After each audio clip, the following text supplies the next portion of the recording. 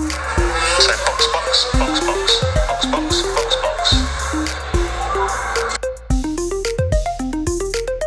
Hi, my name is Rochelle, and you're watching or listening to Box F1 Pod. Welcome to the Singapore Grand Prix episode. I know it's been a minute. I've been traveling, had some really exciting F1 stories happen to me-ish.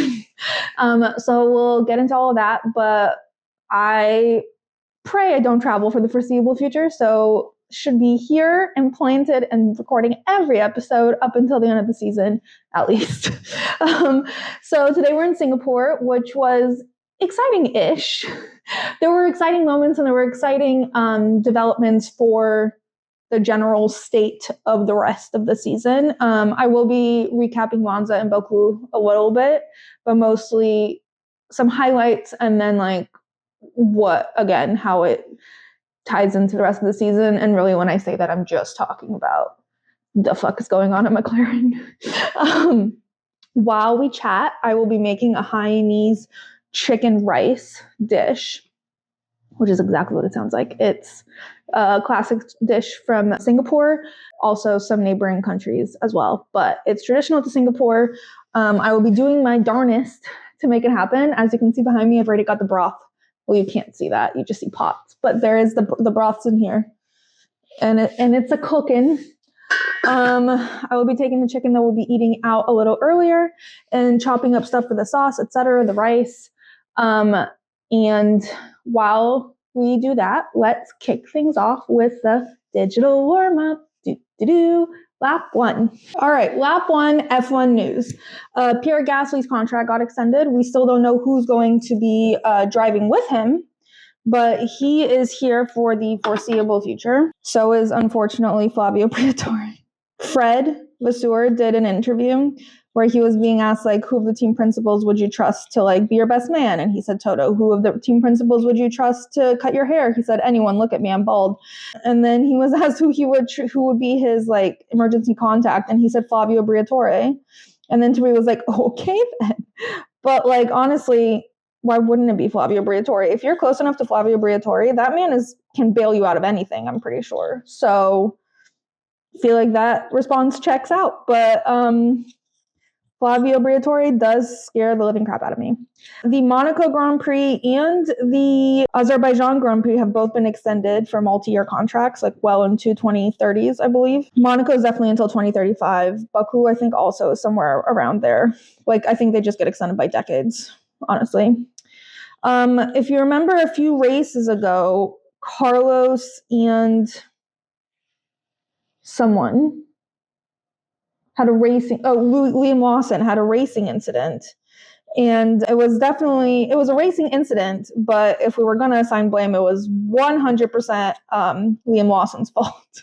But for some reason, Carlos got penalized and got penalty points to his license. So the stewards have been reevaluating this entire time and have come to the conclusion that they removed the penalty points off his license, but since the race is over, they can't take away the penalty he served during the race. So that infraction stays.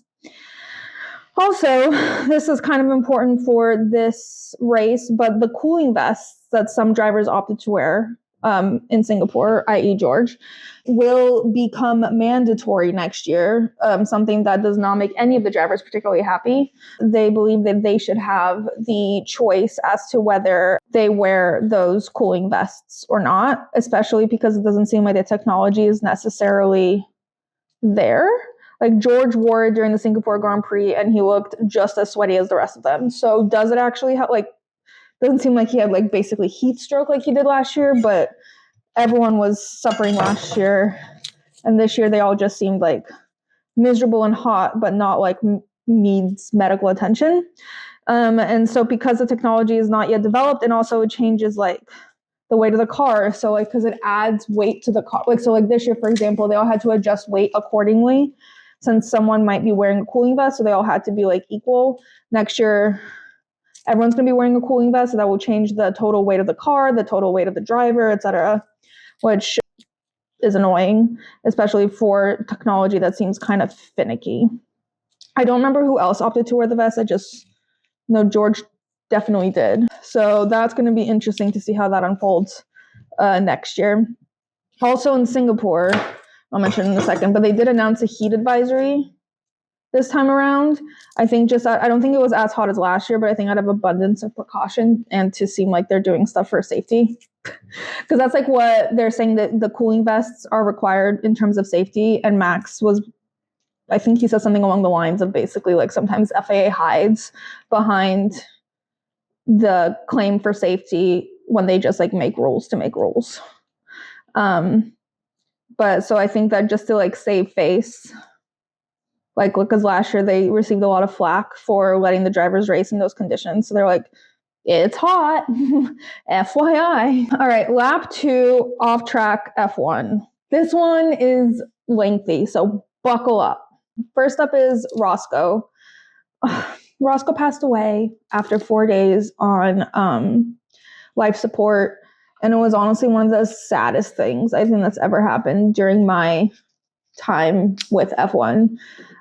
He was such like what do British people say? Part of the furniture when it comes to F1. Like, he was always there. Like, you always knew when you tuned in, you would see Roscoe somewhere trudging along. Like, he also was one of the most like, he has the best life. He had the best life. He was so well taken care of.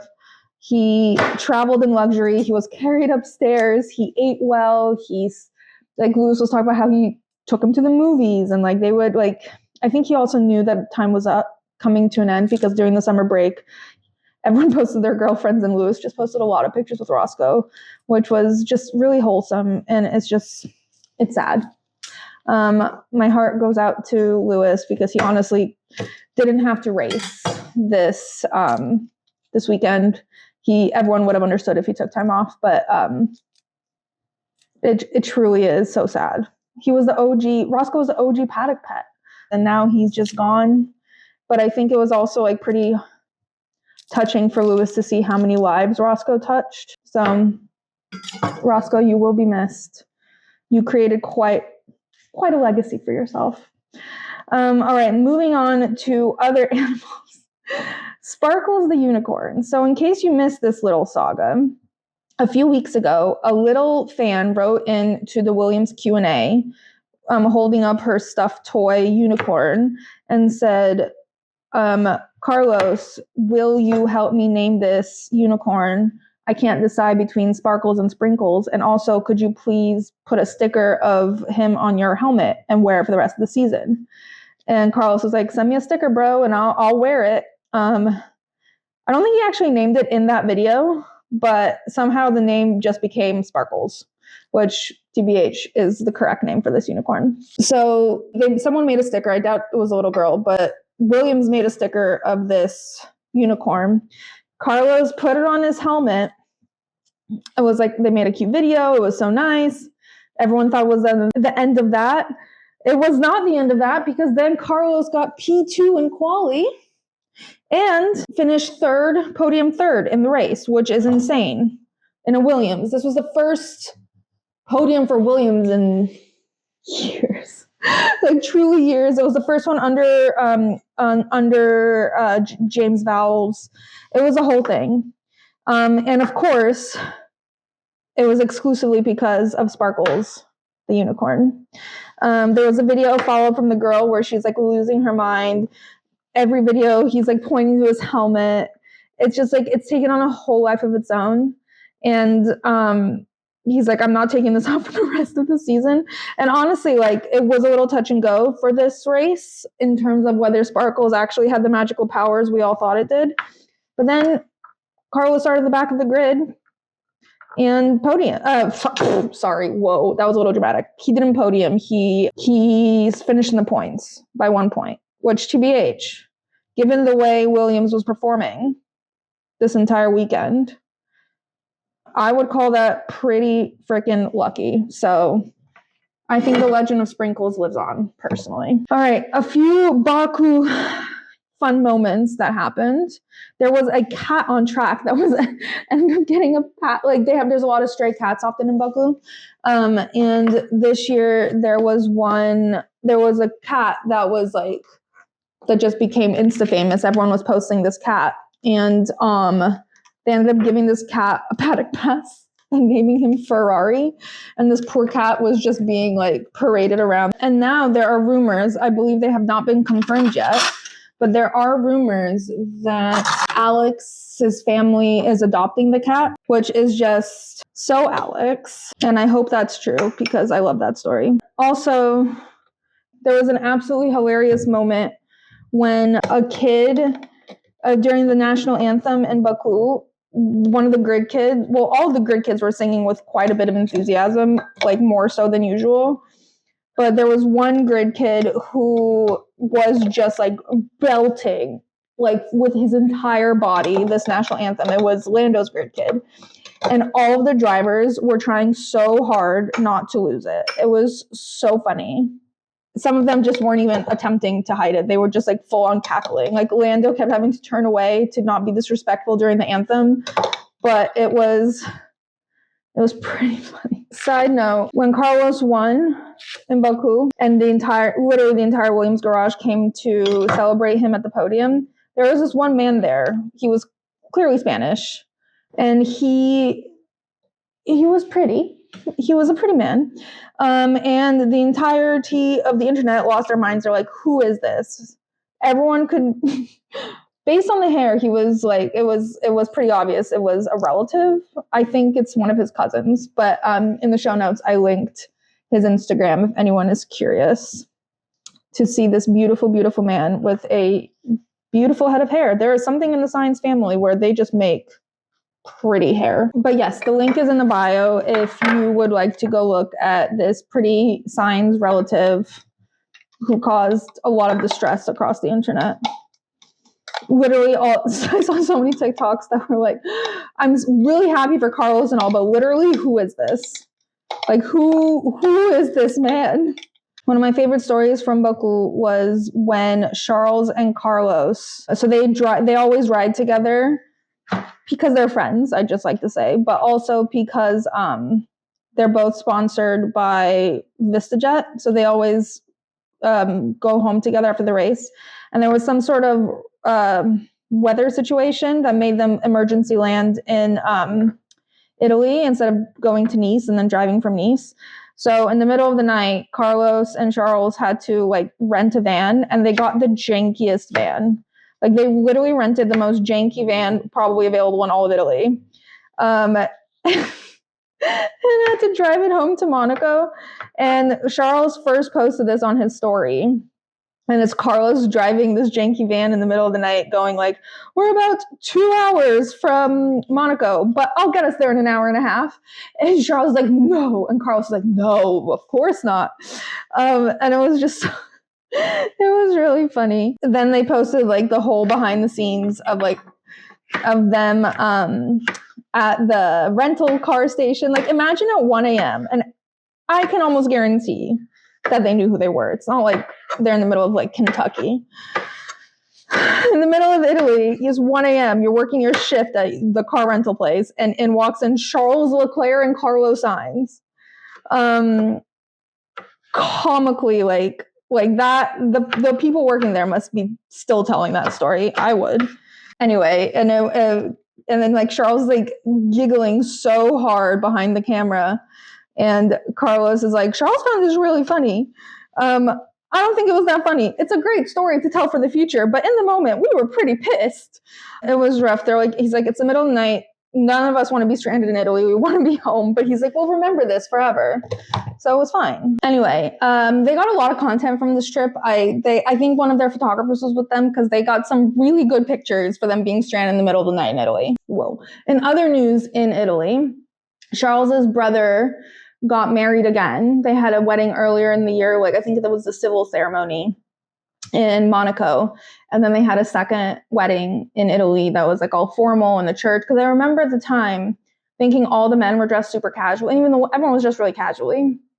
And then the wife said that there was another wedding coming, which honestly made sense. And this was obviously very formal. The only sad thing is the pictures are beautiful, by the way. Whoever picked the venue, I'm assuming it was her, the lighting in there is insane. The lighting at this wedding was stunning. Like when she walked in, she was like just basked in this like ethereal glow that it literally looked like God himself was like blessing this marriage. But it was beautiful from beginning to end. But it seems that the Italian media published where they were getting married. So there was a bunch of Charles fans that showed up to the wedding. So when they came outside to like throw like flowers or rice, whatever people throw at the couple as they're coming out, they're all just like shouting Charles, Charles, Charles. And he's like trying to quiet them down, being like, not the time, guys. And they're all there and it's so annoying. I felt really bad for him. All right, birthdays. So I didn't miss this one. This was back right after the Dutch Grand Prix and before the Italian Grand Prix. Carlos Sainz turned 31. It makes me so happy we're the same age. I don't know why. It just feels like, actually, no, it should make me really sad because what have I accomplished compared to Carlos Sainz? Esteban Ocon turned 29.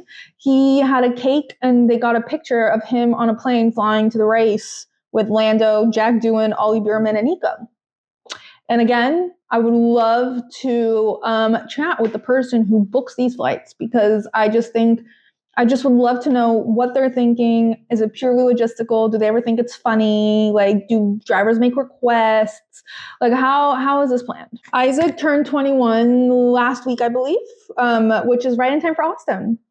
He's grown up so fast. Max turned 28, and in the words of Yuki Tsunoda, happy birthday, Big Daddy. I don't claim that joke. Red Bull Racing called him Big Daddy in their caption, and it made me laugh. So I thought I'd say it too. Max has entered his new racing era. So he's competing in GT3, which you're about to find out that I know very little about racing outside of the world of Formula One. They look like NASCAR cars. They just look like regular cars. And he did it at the Nürburgring. A few weeks ago, he was qualifying for it or trying to get a license to compete in it. So he participated in a race, I believe, but he had like a weight add-on to make it heavier. So there's like a video of him like just slowing down compared to everyone else because he had the extra weight. And then he also had an instructor that had to teach him how to drive. And I just can imagine that instructor being like, I have to why am I, what? But anyway, he went through all of that because those are the rules and regulations and Max follows the rules. He finished 6th in that particular race, which with the weight limit is kind of crazy. And then he competed in this race. It's an endurance race. So there's multiple people on the team. He finished 1st with this team. The, of course, ongoing joke is it was a Ferrari that he was driving. So everyone keeps joking that who knew that Max Verstappen would be the first person to win in a Ferrari in 2025. Pretty good joke. There was also, people are like speculating about whether there's like a like Holy Trinity type situation with racing. So it's like the Indy 500, Formula One, and Le Mans. And he's definitely expressed interest in Le Mans. He wants to compete with his dad and or Fernando Alonso, which I find hilarious and actually a really great combination. I hope they do that. But he has explicitly said he doesn't want to compete in Indy 500. I don't think we can discount it, but from what I understand, Indy 500 is actually really dangerous, and even people who compete in Indy often opt out of the Indy 500. But anyway, he said he's not interested in that. Apparently it's super dangerous, and now he's like in a different era of his life. We can't discount Max just like changing his mind. He clearly loves racing. He's raced 6 weeks in a row. He was like, after he's taking this weekend off, he's like, this is enough. But like, what a guy. Like, I just think it's hilarious and incredible. Like, he truly loves racing. Like, he loves racing. Other people have hobbies. They play golf, they whatever. Max's hobby is e-racing or iRacing, whatever it's called, racing virtually. And now apparently just racing in other things. Some of the drivers have commented on it, mostly because I think they're asked. Lando said something about, this is not verbatim, but he said something about like, well, Max isn't fighting for the world championship, so he can afford to go off and race in another series on his weekends off. George was slightly more eloquent and said something like, everyone is jealous of Max, but like he's earned the right as a 4-time world champion to explore other interests since he's had 4 world champions, which I think is fair enough and a nicer way to say what Lando said. All right, now some random things. George Russell, a couple of weeks ago, posted a picture of him and Carmen, his girlfriend, dressed to go to a party, and like they're both wearing like half black tie and half racing gear, and apparently they were invited to a racing themed party, which I think whoever opted into hosting a racing themed party and invited George Russell is weird and hilarious at the same time. This is one of the weirdest things I've ever heard. A wearable technology company who also partners with the Chinese military has been accused of harvesting elite athletes' brain data and selling it to the military, which now also apparently includes Charles Leclerc. First of all, what is brain data? Like, what does that mean? But regardless of whether this is true or not, and what it entails, the comments on it have been hilarious, and it's mostly just like the Chinese army is about to get real sad. The Chinese army is about to question their existence. The Chinese army is about to like think everything's going to go great, and then everything's going to come crashing down around them, which is kind of funny. This was one of the most hilarious disses that I don't think actually was intended as a diss, but it definitely came off as a diss, was the drivers were asked who has the best hair on the grid, and naturally most people said Carlos. But Max said, I'll have to hold off judgment because I believe Pierre just got an upgrade and I'd like to see how it turned out. Which I don't remember if I've talked about this before because I thought it was ridiculous, but I guess it's true. There's been rumors since the beginning of this year that Pierre got a hair transplant, and that's why he came in like with a shaved head because it was just like growing back. But no one talks about it except for Max. I don't think he was actually intending to shade Pierre, but like that's how it came out. Lando was in Vogue UK and did he looked great in that photo shoot. He wore a crop top in one. He's ripped. It looked like it was at the McLaren HQ. It was a stunning set of shots. He talked about his relationship for the first time, which is exciting because I think he's been scared to do that before. But yeah, speaking of the HQ McLaren, I was in London for the last month, and I met this woman who is Brazilian. And so obviously I asked her, like, do you like Formula One? And she literally teared up. Talking about Senna, she was like, I remember the day it happened. Nothing's been the same since. Like, he was peak. It was like actually really sad. I started tearing up. But she told me her husband paints F1 liveries, but like road car liveries, and works at McLaren, the headquarters, and in Woking, I think it's Woking. So they're wherever they are in like rural outskirts of London. And he's like, when they're all having lunch, if the drivers are in, they'll come sit with them. And then she's like, paused. She's like, well, one of the drivers has lunch with them. And I was like, is it Oscar? And she was like, yes. Not for a moment did I think that Lando chills out with the random employees at McLaren, but it does seem like something Oscar would do without making it like he would just like sit down with them. Because he needs somewhere to eat his lunch. And I doubt Lando does. And I was right. I wouldn't have considered that any of them do, like, overlap with I actually didn't really consider the fact that road car McLaren employees work at that factory. For some reason in my head, it was just F1 specific, but that obviously doesn't make any sense. But I just thought that was really cool. And it was a cute moment to chat about F1. All right, moving on, lap 3, trackside in Singapore. Rebecca Donaldson, Carlos's girlfriend, had a Sparkles unicorn knitted bag charm attached to her purse, which I loved. There was also a great shot of her, Alex, Charles's girlfriend, and Lily, Alex Albon's girlfriend, walking through I think someone else was with them, walking through the paddock, and Carmen? Maybe Lily wasn't there. I think it was 3 of them. I think it might have been Carmen, Rebecca, and Alex. And they all looked insane. They all had great outfits. Like, personally, my favorite wags are Carmen and Lily. And honestly, Carmen is what makes me continue to hold out faith for George not being a robot, because I adore her and he adores her and she loves him. So he must be lovely, is what I've concluded. But I love the Wags. Chloe Stroll, Lance's sister, and her husband, Scotty James, who is an Olympic snowboarder from Australia. That sentence never makes sense to me.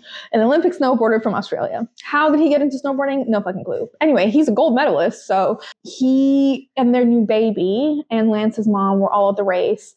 Chloe and Lance's mom were holding hands like the whole time. They looked a little distressed. Again, Chloe Stroll is what makes me believe that Lawrence Stroll is a good man. The way he treats his children, every time I say I'm slightly a Lawrence Stroll apologist, the looks I get, and I don't. Lawrence hasn't actively done anything evil that I can remember. He's just like a direct businessman who makes aggressive business decisions and seems to have bought an F1 team for his son, which I think he did. But I think Lance is racing for his dad. Again, I've been through this theory before. I think there's like some aggressive miscommunication in that family about what people actually want. And people are they're Canadian. They're all trying to make each other happy. And I feel like in the end, no one's happy. And I feel like Lawrence's team would be much more successful if he let his son go. But I don't think he knows his son wants to go. And I made all of that up. Not made it up. I'm assuming it. And I feel like I'm right, but I have no evidence to back it up. So it's all alleged. Lewis Capaldi, who I love, is there. He's performing with Elton John. And he was on the grid before the race, and Brundle found him. But first he found his brother, who honestly don't fully blame Brundle. It was more like a alternate version of Lewis that would have made me do a double take. I would have been like, you look like Lewis. I wouldn't have full on been like, hey, Lewis, which is what Brundle did to Lewis's brother. And Lewis's brother's like, I'm not Lewis, I'm his brother. And then Lewis popped out off camera and he's like, I'm Lewis. And they chatted. And then Brundle was like, thanks so much for talking to me. Have a good race. And Lewis extends his hand to shake it, but Brundle didn't see, and he'd already turned around. And so Lewis extends his hand, grabs his own hand, shakes it. He's like, I'll get that. Lewis is continuously funny. He's not even trying. He was on Graham Norton on Friday with Taylor Swift and Cillian Murphy with Brendan Gleeson's son, whose name I can't remember, who was also in Harry Potter, and he's in that new Office reboot. And anyway, the ginger guy, he was there. And then it was, can't remember her name, but she was in the morning show, and now she's in a new movie about Tron. And then this other woman who was there the last time Lewis Capaldi was on Graham Norton, when she was really pregnant. And when Lewis swore, he apologized to her bump, and he brought it up. Graham Norton was like, have you met these people before? He's like, obviously I know Taylor. He didn't say obviously, I'm saying obviously. He's like, I know Taylor. She raised her hand. She's like, I know him. haven't met Cillian before. And I've met the woman who was on the cast. Sorry, I don't remember anyone's name besides Cillian Murphy, something Gleeson, and Taylor Swift. I apologize to other women because I love the woman from Morning Show. But I wish I remembered her name. I could look it up. Should I look it up? Okay. Greta Lee. Her name is Greta Lee. Should I redo it so it makes it sound like I knew the whole time?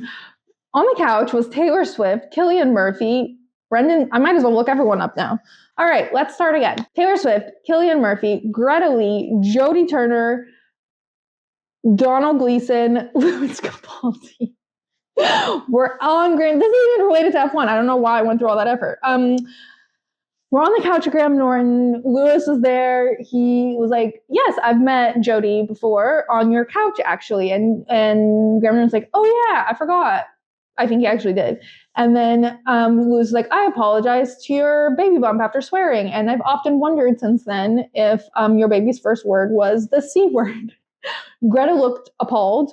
Taylor's obviously dated British men before. Joe Alwyn. She also dated Scott before. Calvin Harris. And she's probably a lot more familiar with the term. than Greta Lee was, who looked literally appalled. That was the first time I've seen Cillian Murphy genuinely laugh. Like he looked like he was shocked and amused, and like he looked like he genuinely enjoyed that moment, and everything Lewis Capaldi said, he just like seemed to give like a genuine laugh for, which I love because he does not like this stuff, and clearly Lewis relaxed him. But anyway, Lewis was in Singapore. Also, this is full on a theory, I guess, but since Baku 2 weeks ago, the enemy relationship between Max and George, I think, has tentatively moved to frenemies, and I believe we might be in a frenemies to lover timeline situation. There's been several comments from which I have deduced this. Whoa, last time they were both on the podium together, and they were obviously in the post-race press conference, and George said he was Team Verstappen as a joke, but it was pretty funny. And then this time in the pre-race press conferences, everyone was being asked what the chances of Lewis. Oh my God, why do I keep saying Lewis? I'm really caught on Lewis Capaldi. The chances of Max Verstappen winning the world championship. I think Lando said above 0. Charles gave him 20. Isaac gave him 10 or 15. It was like 10, 15, 20. I know Charles gave him 20, which was the highest, other than George Russell, who was in the press conference with Lando, which obviously is 90% of the reason he said this. And he looked dead in Lando's eyes and said 100%. But like, yes, it was to mock Lando, but at the same time, I feel like there's a lot of truth in what he was feeling in the moment. I think we're on a trajectory. Then there's like moments of them like after quali yesterday, today, like them post race, like them giggling and talking. Anyway, other celebrities,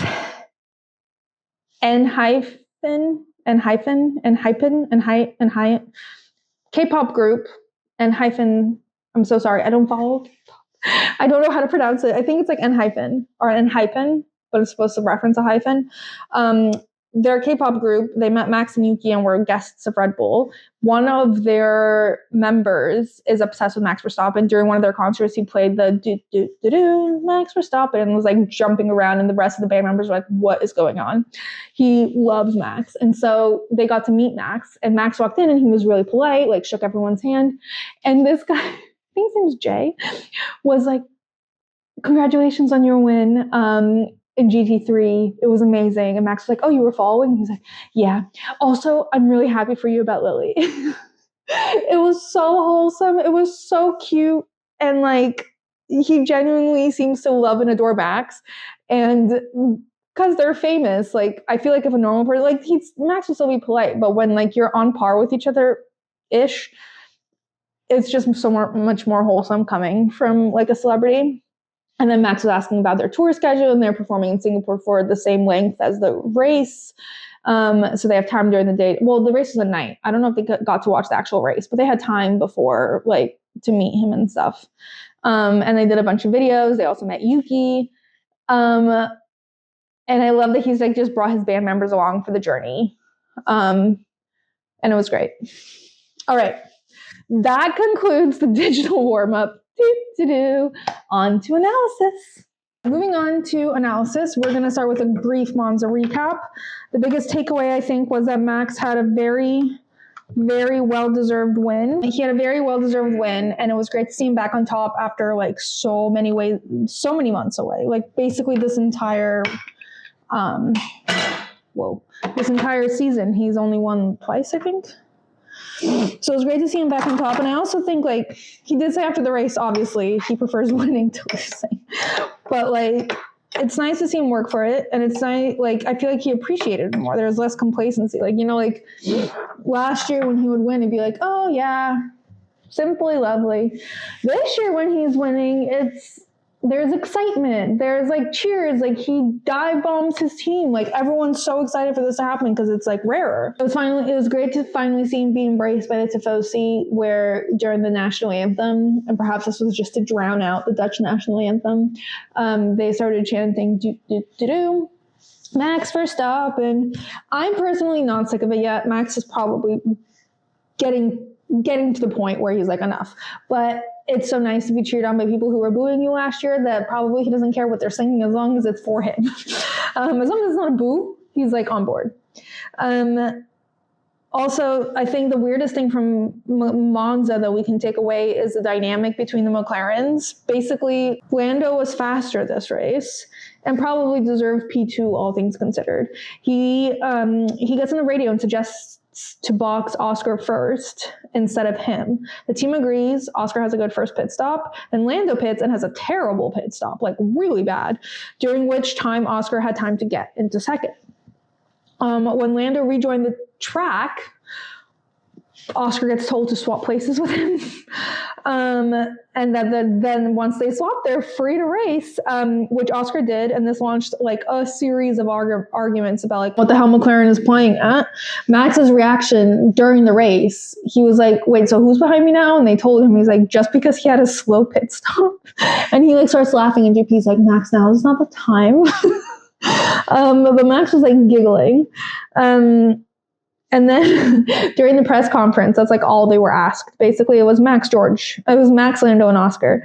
And when like the 800th question came about that swap, Max literally just went, ugh, and like threw his head back on the couch. And Oscar and Lando are just like cackling. Oscar seems like currently incredibly amused by Max, just like all the time. The best part, I think, personally, was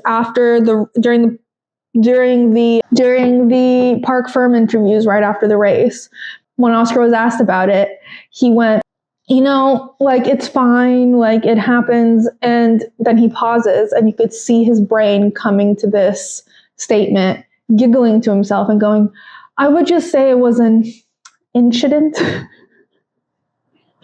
Referencing the iconic meme from Charles and Max's childhood when they had an incident during a go-kart race, and Max was like really angry about it, and he's like, it's not fair, no? And like describing what happened, and then Charles was interviewed, and he's like, just an incident on the track. I actually have a tote bag that says just an incident on it that I got for my birthday.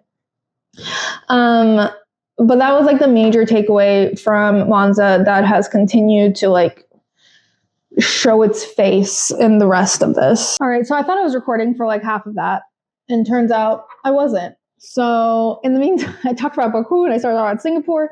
I've done the rice, burned myself. The rice I've now poured in the chicken stock, and it is boiling behind me. And now I'll re-talk about Baku. So in Baku, Max won. There were, but in quali, there were record 6 red flags during quali, which was crazy. Carlos got second, P2, and then finished third, which was amazing. The celebrations were so fun. It was so wholesome. He said it was his best podium yet, which I think is a little crazy considering he's won after 2 weeks post appendix surgery. He was the only driver to win in Singapore, when the only other driver to win that season was a Red Bull driver. Like, he's had some epic wins, but maybe he meant podiums, like, specifically. And also it's like he's had a terrible season. Like, literally when he started this year, he was like, I don't want anyone to expect a podium from us. We're still like in the works. So the fact that he was able to get a podium was amazing. Alex, I loved seeing him first in Park Firm to congratulate him, then with the rest of the team during the podium. When he was up there, he was with them celebrating. It was just great. And then Toto sent a little gift package to James Vowles with like champagne, some little bottle of like yellowish liquid that I think is some sort of Austrian alcohol is my guess, but I can't tell from the cover. of it. And then also those like Austrian wafers with the pink wrapping with like, it's like hazelnut wafer type things. And it's like my favorite thing ever. That was very cute. And then on the note, he wrote like, "You lucky bastard," which was very Toto and very wholesome. Oscar had one of the worst weekends in his entire life, I'm presuming. He just had like a catastrophic, what's the word? Like a hat trick of mistakes. First, he crashed out in quali. Then he jumped the start during the race, realized he jumped the start, so he stopped, which made him like start like 5 seconds later than everyone else. Then he crashed into the wall before I don't even know if he got past the first turn. I can't remember. The first lap was not even finished, and he was out of the race. But the funniest thing about this to me was that he had to walk through the streets of Baku to make it back to the paddock. And like, there's like this series of photos of him like literally walking through the streets and people asking for pictures of him. And then he somehow ended up, he didn't go to the paddock. He sat on the side of the track with his feet up on the barrier with a phone, which I think a marshal gave him, watching the race on the phone and in real life. And someone gave him chocolate and a banana. His feet are up and he's just like, whatever. And the funniest thing is like, he seemed to have the exact same reaction to like when he wins a race. I don't know what happened to him. It's very out of character for him to make so many mistakes and such bad mistakes. All in a row, all in the same weekend. Like, it's like he like saved up all of his mistakes for one weekend. And this, to be fair, this weekend he didn't make any mistakes. He just like, Lando drove better than him.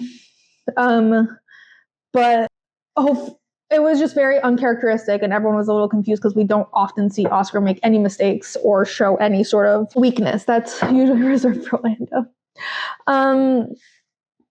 What was odd, though, is that Lando didn't seem to maximize on the opportunity with his number one rival and the championship leader out of the race. Like, you would have expected him to fly forward. No, I think he qualified like 7th.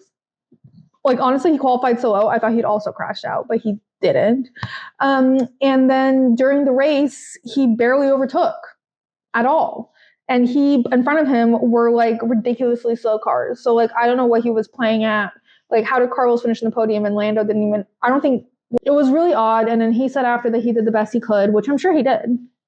But it's just like, you had such a great opportunity and it was wasted. Whether it was your fault or coincidental, like the opportunity was wasted.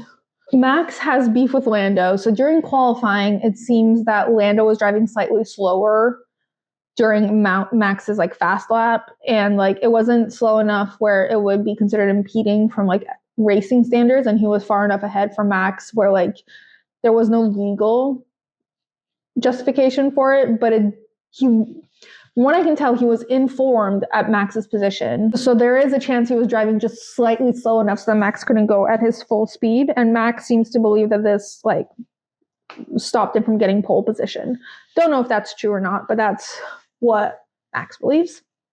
And during the post-quali interview in Park Ferme, he said, "It's been noted and it will be remembered." And then the interviewer was like, "Who are you talking about?" Because it seemed like he locked up and he was asked why he made that mistake. And he was like, well, when someone's driving that slowly, what are you meant to do? But it's been noted and it will be remembered. And then the guy was like, who are you talking about? And he's like, well, it wasn't Oscar. And meanwhile, Oscar is laughing so hard. He like literally has to turn away from the camera so no one can see how hard he's laughing. This has been like a recurring theme. Like, he truly has been cracking up at Max's like DGAF approach to the media, because I think it's what he wants to be inside, because he also degaffs, but like he's not quite as expressive as Max. It's pretty funny. Ferrari got a 10,000 euro fine for an unsafe release of Charles in the pit lane, where he was released and literally slammed into Lando and drove off. So he got a 10,000 euro fine. I saw someone comparing it to Carlos's 20,000 euro fine for having a stomach condition and missing the first 10 seconds of the national anthem. But, anyway, Williams was disqualified because it turns out that their rear wing was slightly bigger than it was meant to be. They said they checked and it was fine, but it didn't pass the FIA inspection. So both cars were disqualified from quali, and they raced at the steward's discretion. And I believe they started from the pit lane. So the starting grid is as follows: George, Max, Oscar, Kimi, Lando, Lewis, Charles, Isaac, Ollie, Fernando, Nico, Liam, Yuki, Gabriel, Lance, Franco, Esteban, Carlos, Pierre, and Alex. So the biggest thing was the start, basically. Max didn't get quite as good of a launch as expected. George pulls away really great. Max had started on the soft tires, and everyone expected that to be like the end of, because they're faster. But the soft tires just like didn't work with the Red Bull for some reason. So Max didn't get the start that they were all expecting. George pulls away, drives a fantastic race, and we all know the heat. It's like really hard for everyone. Honestly, this is the race where I like truly like marvel at them, because I can't function in the heat. I can barely string a sentence together. So I don't know how they're driving at these speeds and these temperatures, succeeding, then discussing it after. Like, I actually don't know. But George drove a fantastic race. That start, first of all, quali set him up. And then that start really just like, and then he just had to like get through it. And it was really impressive. But Lando at the start overtakes Oscar from P5 and ends up in P3. When he did that, it was a little aggressive. He ended up clipping both Max and Oscar. I think he was the only one who got damage. But Oscar went on the radio and said, okay, that wasn't very team-like, but sure. And then later on, when that doesn't get a response, he goes, so are we just like cool with Lando barging me out of the way? Or I think his reaction is fair, because every other incident up until this point, McLaren has acted in a certain way. When Oscar had a slightly aggressive move at a start, I forgot what race it was, he was told like, we don't race like that. And he was like, got it. Lando wasn't given a reprimand. At the bare minimum, Lando should have been given a reprimand, and Oscar should have been told that wasn't okay. Clearly, McLaren has decided to let them race for reals now. And one of them was going to suffer when that call was made. In this case, it was Oscar. I don't think, from a racing standpoint, I don't think Lando's move, it was aggressive. It was borderline in the sense that like, and Lando's never aggressive. And we spent all season, every year since Lando started being like, be more aggressive, be more aggressive. And then he's never aggressive. And now he's aggressive. I'm like, why are you so aggressive? So like, I really can't talk. He's done exactly what we told him to do. It'd be nice if he was aggressive without clipping two drivers at once, but it's a racing incident. From like a racing standpoint, it's a racing incident. From a papaya rule standpoint, this is completely unfair to Oscar, who has suffered at the hands of the papaya rules seemingly more than Lando, whether intentionally or unintentionally. So I understand Oscar's frustration. It is completely valid. And then what's also odd is that Lando gets asked if he's okay with Oscar pitting first, to which Lando says, yeah, actually no. Why was he asked? I know he's ahead, but like, why, like still, like it's weird. He was asked also in Monza when he let him go and it didn't work out in his favor. In this case, it did work out in his favor. He had a great pit stop, and then Oscar had a bad pit stop. He still came out ahead of the rival, not on his own team, but like he had like a 5-second pit stop, which is deeply unfair. And it's like one of those things, where it just feels like everything is against you. And I just felt like Oscar's spirit just kept being like throttled. And so I totally understand. I don't think enough people are giving credit to that his feelings are valid. Whether just because there was no repercussions meant for Lando, McLaren should not have told Lando to switch places. Nothing should have happened. In the same way that in many other instances before this, they shouldn't have done that. They've decided this now. They clearly didn't communicate it to the drivers, because Oscar was like, what the fuck? Like, it's not like they went into this race and clearly told the drivers, like, oh, that's all off. Papaya rules are no more. At the very least, I said the only papaya rule is to like not crash into each other, and Lando crashed into Oscar. So the very least they could have said, like, you're right, Oscar, like you shouldn't have crashed into you. Lando, be more careful next time. Exactly what it is to Oscar. And I feel like even that would have appeased Oscar, even though they couldn't like switch them back because there was just like no merit to it. I just felt really bad for him. Basically, I just like, it feels like the whole world's against you, and even someone with as cool of a head as Oscar. I just really hope that this indicates to Oscar, like, you can stop now. Like, you can stop obeying McLaren rules. You can stop like being the nice guy. And I feel like I feel like Mark Webber has been telling him this whole time, like, stop. And I think this was like a turning point for Oscar, because at the end of the race, because they won the Constructors' Championship at this race, which honestly was a shock to me because I thought they'd won it ages ago. But I guess officially it became a reality this race. Like, there was physically no way anyone else can overtake them, even though it felt like that before. But whatever.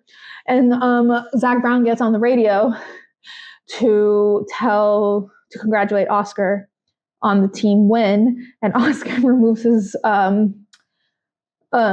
steering wheel, which disconnects the radio, which could have been a coincidence. He might have not have heard Zach come on, but I feel like he was really annoyed. And then to top it all off, Andrea Stella and Zach Brown gave an interview in Park Firm, and then after the podium celebration, the whole McLaren team went up to celebrate. Sans Oscar. Oscar was in the media pen. We don't know what exactly happened. I'm sure they'll tell us what happened, and it's likely going to be a spin, but it seemed there's a couple of options. One, Lando was already on the podium, so he was there, and like the whole team went to celebrate, so Lando was with them, and Oscar was ushered to the media pen. The other option is that Oscar wanted nothing to do with the celebration.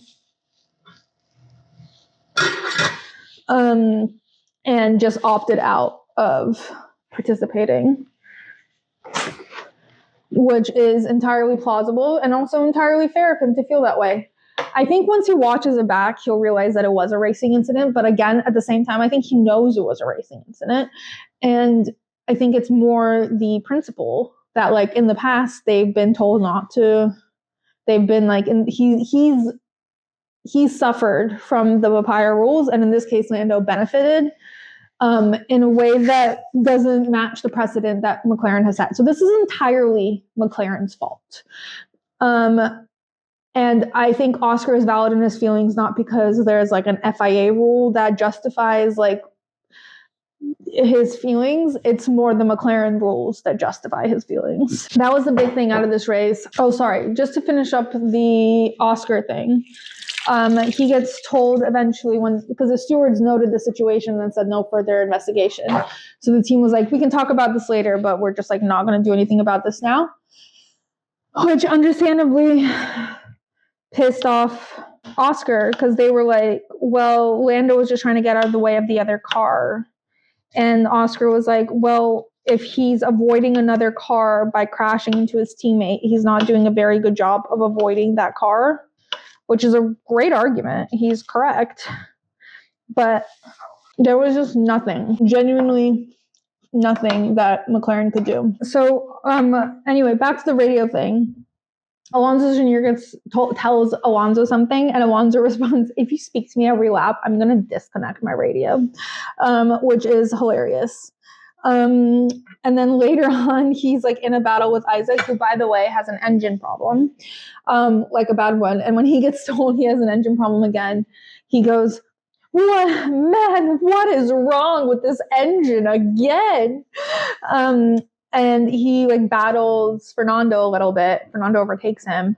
Fernando's clearly annoyed because he knows that he's suffering from an engine issue, or like there's like some issue in his car. And Alonso goes, once he finally overtakes after battling Isaac for, I guess he feels like no reason, he goes, a trophy for the hero of the race, very sarcastically. But mazel tov to Isaac for winning a trophy. Also, Lance on the radio, he says he gets told that the car in front of him, that Bortoletto in front of him is on 40 lap old tires, and Lance literally shouts on the radio, goes, yeah, well, my mediums feel like they're 100 laps old. Then for Isaac gets told something on the radio that he's asked if he was out of the way of Max and Lando, and he responds, yeah. And then George is shouting on the radio, being like, blue flags, because people weren't letting him overtake. It kind of seems like everyone was having like the way they're shouting is not like an angry shout. It sounds like they feel like they can't be heard. Like, I don't know if there was like some weird connectivity issue via radio waves, but like everyone was shouting in a way that like, you can't hear me, hello. which was made for very funny radio. The most calm radio was, of course, from Oscar, who at one point gets asked if he wants to take a safety and switch to softs, and Oscar says, I don't know what to do right now. You can decide. And he just sounds so defeated, and I genuinely feel bad for him. He like truly sounds like someone who's like over it. And I really hope that this entire situation has just invigorated him, and he'll come back next race like aggressive, like just really aggressive. And papaya rules to hell. We don't have to suffer because they've won the constructors now, so like whatever. Apparently we were still concerned they wouldn't win. Anyway, in the cool down room after the race, George looked like he was dying. He like literally crashed down on the ground and was just downing water. Like he looked rough. Lando also looked rough. Max always doesn't seem as impacted by heat, but everyone was just drinking water, just like glugging glass bottles of water. In the cool down room, Max was there first for like 3 minutes by himself, just like drinking. And then they had a little bit of analysis. George was, I think, baiting Lando a little, being like, oh, what happened to Oscar? Did he have damage? Why did you have damage? I don't know if he knew, but it was pretty funny. So I don't know what the reason was that Oscar wasn't in the team celebration on the podium. It was either Lando was there because he had just been on the podium, is what I'm assuming. Oscar was either not told to go to the podium, or he was already in the media pen and it didn't make sense, or he didn't want to, which is entirely fair. If that was the case, I still think that him being aggrieved makes sense. But anyway, we don't know what happened. I'm sure they'll give us some sort of PR response as to why he wasn't there. And it definitely won't be because he didn't want to be, and it definitely won't be because they didn't tell him to. Whatever they tell us will probably be a lie, but we'll see. The driver of the day was Fernando, which I don't think anyone understands why it was Fernando, but it was. I personally think that there were multiple better options. George, for example, for leading the race so flawlessly. Carlos from going from last to first to points, also impressive. Isaac for battling an engine problem, I think also impressive. I think there were just like a lot of instances of really great racing today. I have no idea why. It was Fernando. Maybe for his radio messages. The dick in the box, I think, as per usual, is McLaren. I think that they created this problem themselves, and now they're reaping the consequences of creating these weird papaya rules. So the final results are George Russell, Max Verstappen, Lando Norris, Oscar Piastri, Kimi Antonelli, Charles Leclerc, Lewis Hamilton, Fernando Alonso, Ole Bierman, Carlos Sainz, who ended up in the points, 10 and 10, Isaac Hadjar, who just barely missed out on the points, Yuki Tsunoda, Lance Stroll, Alex Albon, Liam Lawson, Franco Colapinto, Gabriel Bortoleto, Esteban Ocon, Gasly, and Hulkenberg. Looking ahead, the McLaren situation, I think Brundle said the gloves are off. And I think they are in terms of Oscar being like, fine, I won't do this anymore. I think Max being a consistent threat is going to freak McLaren out. I think it's already freaking them out. And I think the fact that other teams like George can catch up in this manner. George has been on the podium twice in a row now. That's pretty impressive. I think it'll make McLaren question things, but I think they've lost the faith of Oscar now. I really hope they have, because I just want Oscar to go balls to the wall for the rest of the season. So the driver standings are Oscar with 336 points, Lando with 314. They're less than a race away from each other. Max with 273, George with 237, Charles with 173, Lewis with 125, Kimi with 88, Alexander Albon with 70, Isaac with 39, Nico with 37, Fernando with 36, Carlos with 32, Lance with 32, Liam with 30, Esteban with 28, Pierre with 20, Yuki with 20, Gabriel Bortoleto with 18, Oliver Bierman with 18, Franco with 0, and Jack Doohan with 0. That second Alpine seat is struggling. Anyway, that's it for the Singapore Grand Prix. Really excited for what's to come. Don't know what's to come. On one hand, I really want Oscar to win.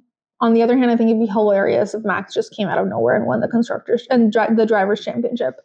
I really doubt that's going to happen. And I really hope that Oscar pulls his shit together, gets into his like villain era, and just starts winning the remaining 6 races, because I need him to do this. I think he's been treated slightly unfairly. I think circumstantially one of them was going to suffer the brunt of putting the McLaren rules aside. I think, again, the problem is them not telling them that this is the race where the McLaren rules are no longer relevant, because Oscar was confused. Anyway, the real villain so far is consistently McLaren. This is my Hainanese chicken. Hainanese chicken.